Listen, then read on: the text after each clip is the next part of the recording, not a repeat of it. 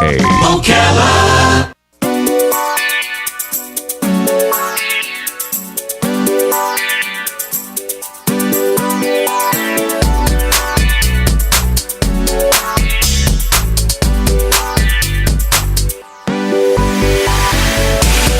Right, 25 minutes before 11 o'clock. Thank you for tuning in. Nice looking Friday. A week ago, Robin, you were up in New York. Yes, I was. New Jersey. Yep, fun time. And every Thursday you go to spend time with your mom, but last Thursday you were up in New York, so you had to skip a week. And Yep. And so yesterday it was kind of a nice thing because you hadn't seen your mom in a couple of weeks, and you wanted to head over there. And then we got busy here, and one thing happened after another. So I said to you, do you want me to go take care of your dog so you can go see your mother? Oh, that'd be so nice. Okay, well, no problem. So I go to your place, and there's Cosmo. It's a beautiful, what's the kind of dog? Border Collie. Border Collie. Beautiful Border Collie. 14 and a half years old. And Cosmo knows me. And so I take Cosmo out, and he just loves the grass. Old dogs love grass. It's just amazing how much they love grass. It's just they love grass. And then we went inside, and I know you told me that I could raid your refrigerator, so I did. Yep. And so I put you have YouTube on your TV, which is cool. I don't have YouTube on my TV. In fact, I don't have a TV. But I put on YouTube, and I said to Cosmo, what do you want to watch? And he said, I don't know, anything. You got anything that looks like a slice of turkey? And I said, oh, yeah, a slice of turkey. That's right. Robin did say you have slices of turkey. Exactly. Let me go get you a slice of turkey. Real turkey. And he just sat there with me, and it's just so beautiful. I recently had some old slides that I really hadn't looked at in literally 40 years. Had them converted into JPEGs, and so I was able to see like this time capsule of pictures, and one of them was the dog I had as a child. It was a family dog. Mickey Puppy is what we called her. Mickey Puppy. And I saw the old picture of Mickey Puppy, and it was like, oh my gosh, a flood of memories came rushing back to me. Gosh. If I'm touching you with my dog stories, it must mean you're a dog lover, and if you are, then you're going to love our next guest. You've probably read his books or seen at least one movie that he's had a movie made based on one of his books. He is W. Bruce Cameron, a self-admitted dog person, it says here. You might remember A Dog's Purpose. I think the new one is A Dog's Way Home. W. Bruce Cameron. Good morning, Bruce. How are you? Hey, good morning. Thanks for having me. You could just call me Bruce. That's what I heard, yeah. Call me Bruce, or you can call me Bruce, or you can call me Bruce Puppy, either one. Bruce Puppy. Like Mickey Puppy, yes.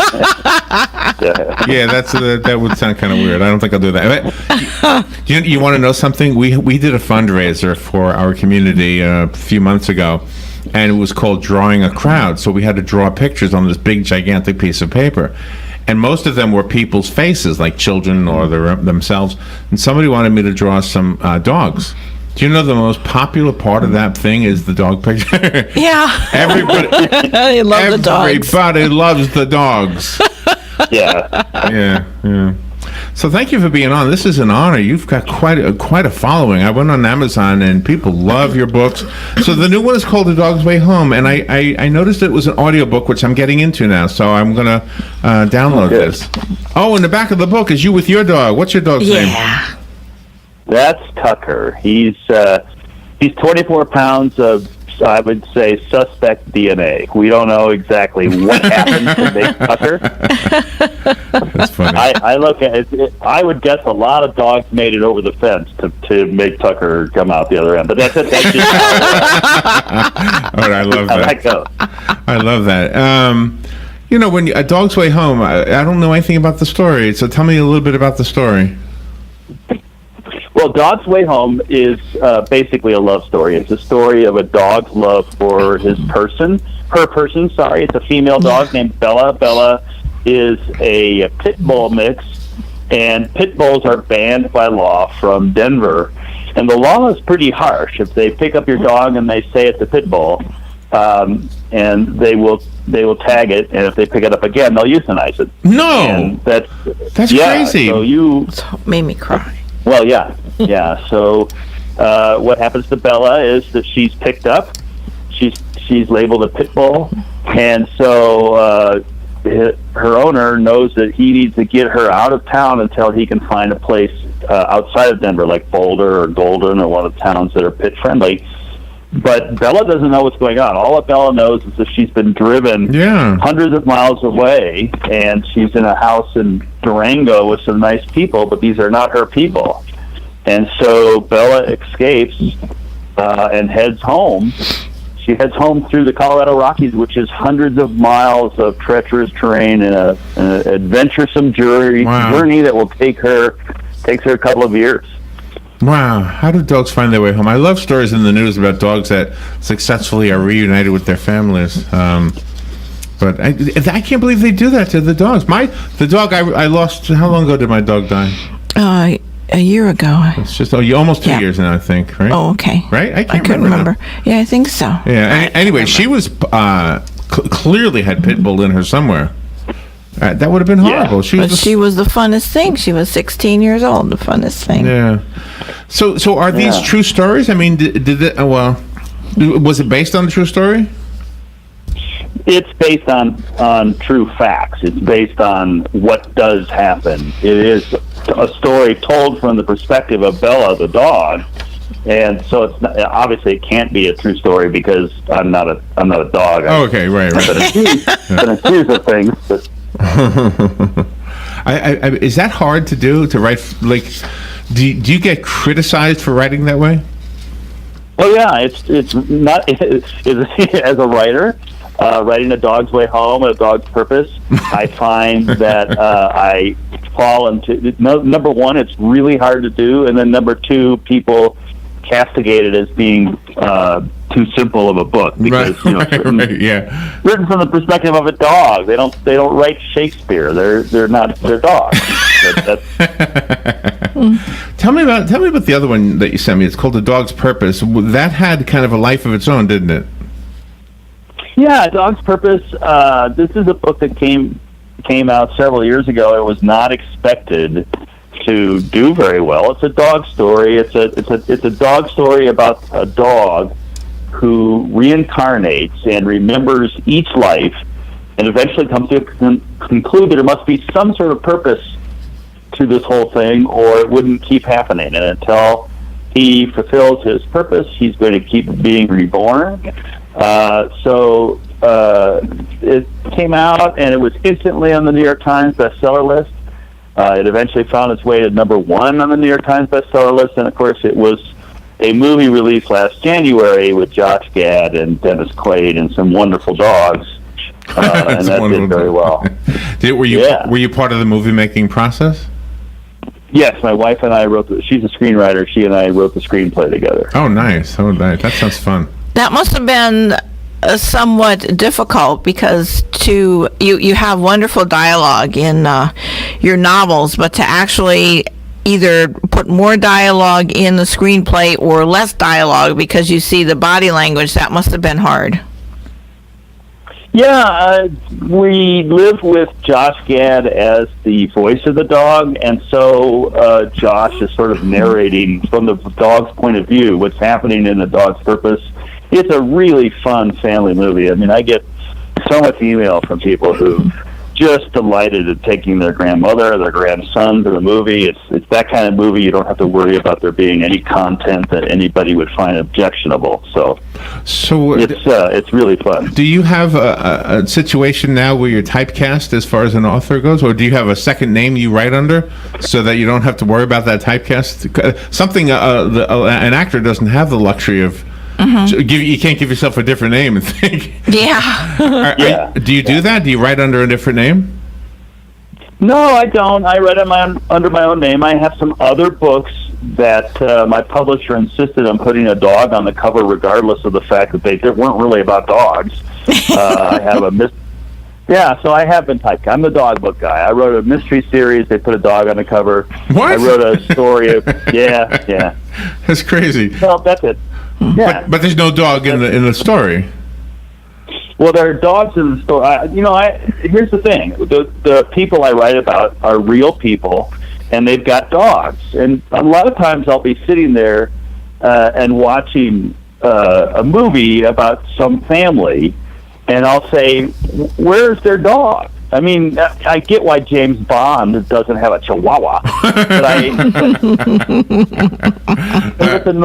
if it's just normal people, shouldn't they have a dog? Like normal, most people, like more than half of all people have dogs right now in the United States. Yeah, I think that I'm one of the people. Write a movie about some guy. I'm one of the people that does not have a dog, but until my dog died, you had a dog. I had a dog. My dog was. I'm thinking it was. I know it was October, November, but I think we're coming up on 2 years, not just 1 year. Oh, okay. But anyway, for that span of time I'm 62. So for 60 years, I've always had a dog, either as a child, or as an adult when I would have dog. Always had a dog, and so because some of my dogs would have puppies, and then I would keep the puppy, and then the mom, eventually would die, and I would still have the dog, and it was.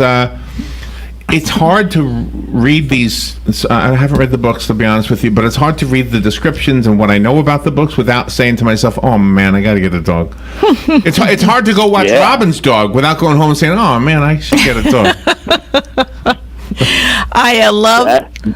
Oh, go ahead. I was going to say that's the purpose of A Dog's Purpose. I want people to read A Dog's Purpose, read A Dog's Way Home, and say, "Oh, I've got to get a job." Sorry, a dog. A job is helpful too, but a dog is more. You gotta feed them. I love the second I thought I was talking to my son. That's right. You tell your child, you got to get a job now. You're old enough.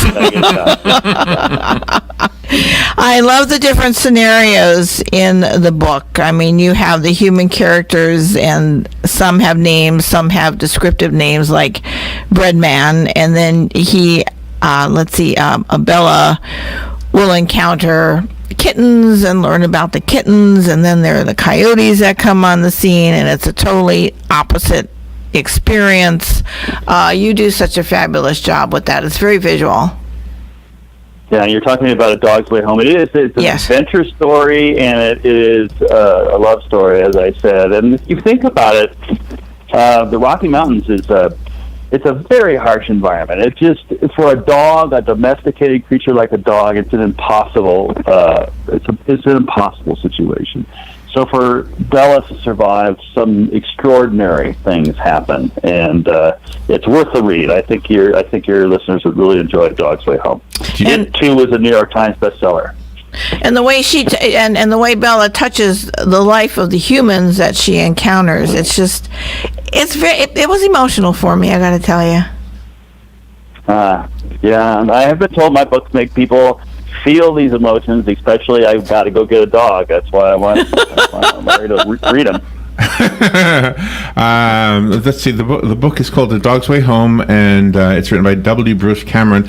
How many dog books have you written? No, I have not counted them, but it's several. A Dog's Purpose has a sequel, A Dog's Journey. And then A Dog's Way Home, and then I've got some kids books. I wrote some kids books based on the A Dog's Purpose series. So I've got the story of Ellie, the police dog, and the story of Molly, and some of the dogs that are really important to those stories as younger reader books. So I suppose those count. You've got really good reviews online. I'm looking at the Amazon page. Now, this is a relatively new book. A Dog's Way Home just came out. It says here in May, right? Yes, that's right. So did you? Okay, I guess I asked the movie question already. I'm just curious, when an author has a book made into a movie, sometimes the author does not like the end result. But in your case, your wife does the screenplay, so you're probably okay with it. Yeah, we were not the only screenwriters. There were others that followed us. That's very typical for a big budget movie, and we were happy.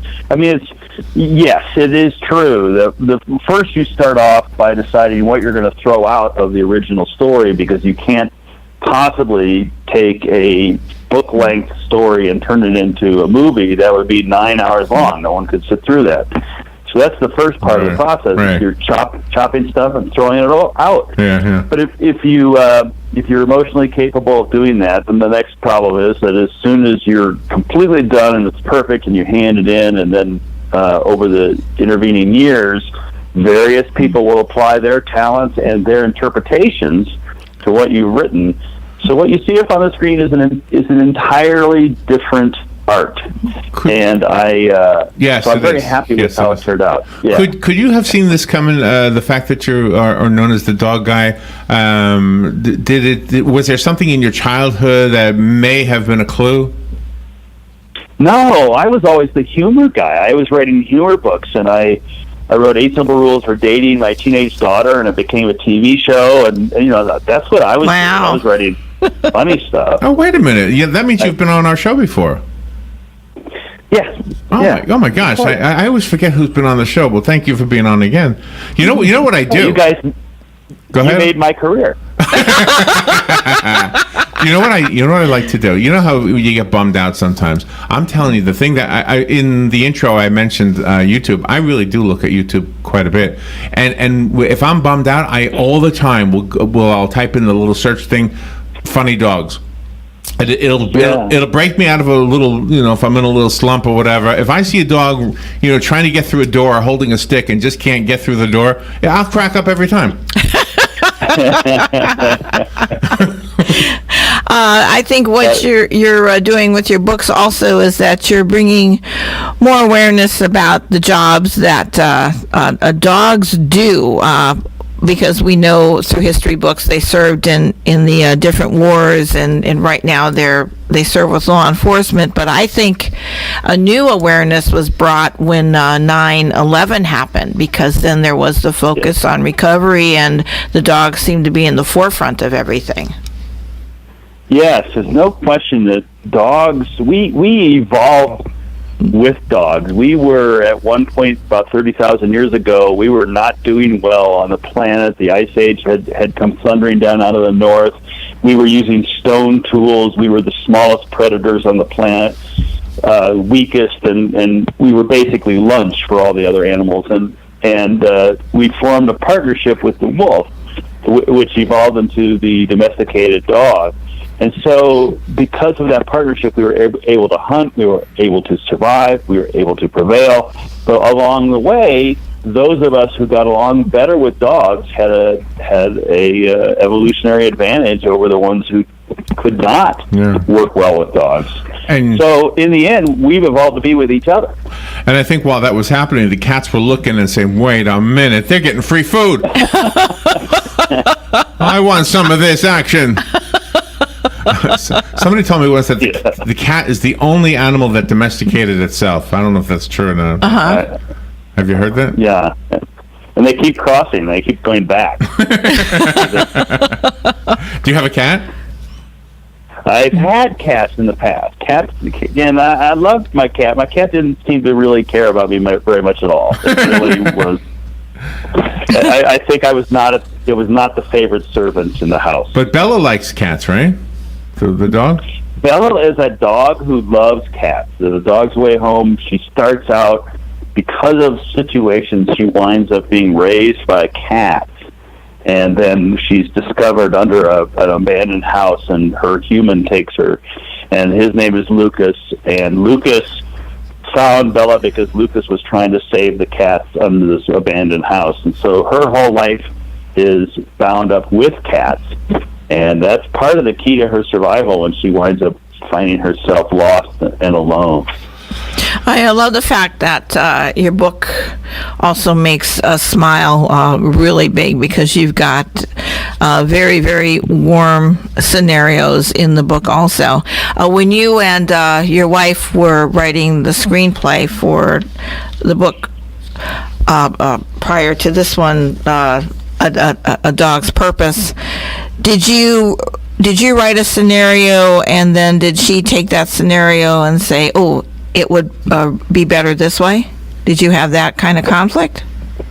Yeah, when we are really well suited to be screenwriters together, because we have different strengths. I'm really strong in structure and plot, and my wife is really good at character and at heart, at understanding. I'm a guy. I go to a movie, if a helicopter crashes, to me that's plot. Yeah. She wants to, and I always say, your movies, there's always two people sitting on a bench, and halfway through the movie, they haven't even gotten off the bench yet, But we compromise and we go to see movies that she wants to see because that's the nature of being married. But I will say that she has this real sense of what needs to be said between people to capture what they're feeling.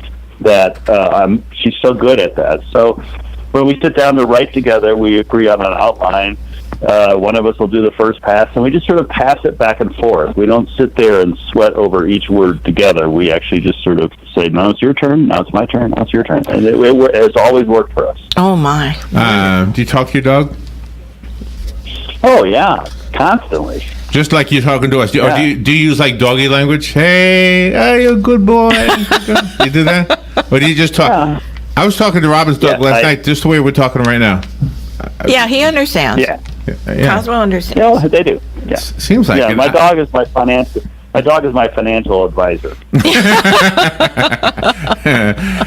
Well, this has been a fun interview, and the books are obviously cherished and adored by your followers, your readers, I guess I would say. I actually have both of the books we've been talking about. I have A Dog's Way Home and A Dog's Purpose. They're sitting here. I would like to give them away if I have two listeners who want them. First come, first serve. Just call me and I'll put your name on it, or Robin will, and they will be waiting for you. The rest of us have to go buy them. I did find them on Amazon, so I'll tell you that's a good starting point. Bruce, could you give us maybe a website that's different than Amazon? I will say that in terms of just catching up with what's going on with me, if you're on Facebook, we have a Facebook page with 360,000 followers. It's Dog's Purpose on Facebook. All right. And I have a website, wbrucecameron.com, and we've got stuff that's of interest to dog lovers on wbrucecameron.com. You're also a part of Life is Better Rescue. Can you give us a little bit of that? Yes, I've been working with Life is Better Rescue. I'm on the board. It is a Denver charity that rescues last chance animals. We will go into a shelter, a kill shelter, where the animal is scheduled for euthanasia, and we'll pluck it from that fate. Very often, it just needs rehabilitation, like medical procedure, or it needs the poor creature just needs some love and attention to unlearn some antisocial habits, and we will find a new home for that animal, because life is better than euthanasia, and that's our approach. First time I ever heard that when I was a kid. How did your dog die? Euthanasia. I kept being so angry at those Chinese kids. Every time I heard that. Let me give the book away, at least one of them. Good morning. You've got one of them. Who's this? This is Rick. Rick, Dog's Purpose or Dog's Way Home? Dog's Way Home, please. You got it. It'll be waiting for you. All right, thank you. Thank you. And we'll hold on to the Dog's Purpose. If somebody else wants that one, you are welcome to call me. Bruce, thank you for being on the air with us. That was a fun interview, and definitely come back anytime. All right, thank you so much for having me. It was really a pleasure. That was fun. We will be right back.